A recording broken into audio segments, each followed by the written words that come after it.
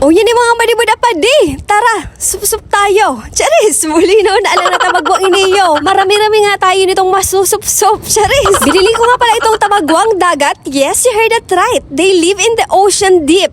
I'm so afraid to show my feeling. Lintian mauran madi. Ngayon lang din ako nakakita ng tabagwang dagat. Pero ko baga-aw nahiling. Suyaon sa salog. Gusto yung tama doon iniyo. Kumaurag man. Hinugasan ko na nga pala ito na mabuti to prevent from igit. Charis! Pinasubo ko muna siya overnight kasi may hangover pa daw itong tabagwang dagat. And today, this is the time to clean or cut the edge of the tabagwang. Which is hard. That's why you have to use a tabak or kutsilyo. O sa mga ulo kutsilyo ang ginamit ko dyan. Tahuragi kita kainiyo kimadiris. Bata mo yung kita kainiyo. My goodness! Fast forward ng mga maniwala pa dito na tayo magluluto sa ilog para mas maganda ang view. At ito na kasi ang baon, ang tabagwang. At pagkatapos ang mga surup-supan, magraladupan. Charis! At nandito nga ako ngayon sa ilog na Kanaway Malilipot Albay, ang Pinarik River. Which is free entrance and free exit. Charis! At ito na nga ang ating ingredients, ang pako. At pinukulaan ko na nga pala itong tabagwang para madali na siyang maluto. And syempre of course, mawawala ba ang nyog? Luya for aromatic expression at magkalabtim na bawang at sibuyas. Bulinaw na lang talabat pala ng binakal kong nyog. So nagunaw na talinga, biyabi ko pa, hirapan ko pa talaga ang buhay ko. Diyan na din nga pala ako kumuha ng tubig sa ilog. Aw, bahala na kung may nagbalantay dyan sa inutan. May special ingredients lamang iniyo.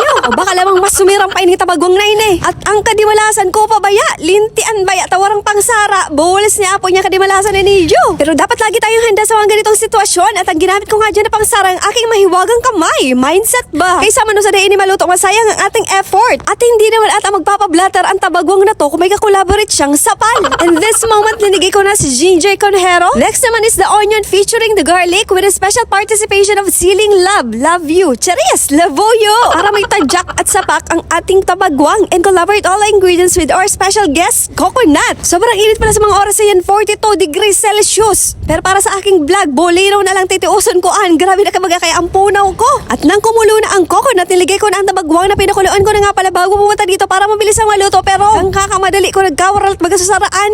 O marangani, ubak ko sa pante ang nawalat.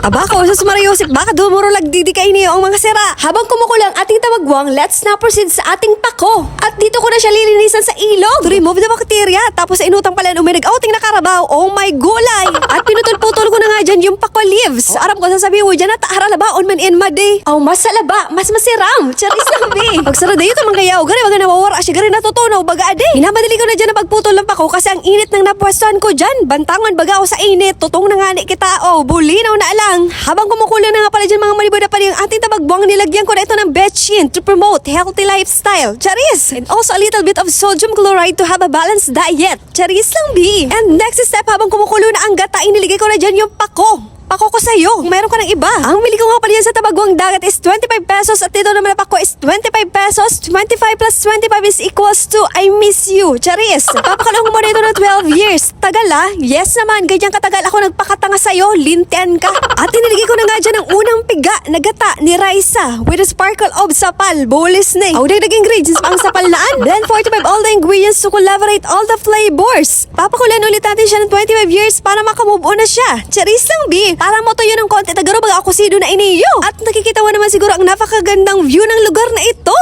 Aw, adyan tapagaluto ko kay iniyo, malamotaw ako ng gadyan. And finally mga maniwala pa din, naluto na nga ang ating tabagwang with pako ni Rise of Vlogs. Bulino na lang mariman naluto na iniyo, takas bago pa nagreklamo ang mga drago sa sakuyan to. Lak, my goodness. At dahil nga sa ka-exciteda na naman, bulis na po niya, wala na naman tayong dalang plato. Kaya dito lang tayo sa baon ng nyog. Mabuti na lang talaga at hindi ko pa ito tinapon kanina. Nainguragan ko takitakaan ko sa kita kain ni mga plato. And this is it mga wadiwada pa di, masiba na kita sa inot na sup-sup. Da isa na kita magkaharakog. Base sa akin pala sa mga wadiwada pa di, magkaiba ang lasa ng tabagwang dagat sa tabagwang salog o ilog. Itong tabagwang dagat na kinakain ko ngayon is, ang lasa niya is parang tahong. So tabagwang salog, bagaw, gari baga ang lasa, kaya gari baga so gapo. O mataram ko nakatana ka ng gapo. O day ba man pero nakainom na akong tubig sa salog. O malabagaw ang kakabalik-balik ko sa salog. Aramong ko na ng ang parong ka mga gapo sa salog. Tapos sa gapo, baga mo nang gadsin tao nagdudurukot na de. At bagay na bagay talaga tayong i-pair. Sana all, Charis, bagay na bagay talaga i-pair ang pakos sa tabagwang. Pero pwede din naman ang dahon ng malunggay o dahon ng gabi. Maganda daw itong kainin ng mga bagong panganak para madagdagan ng kanilang gatas. Ewan ko na lang kung legit yan kasi wala pa akong pinapanganak. Bulis ni. Aw baka son, sarong dusay na lamang na palahi.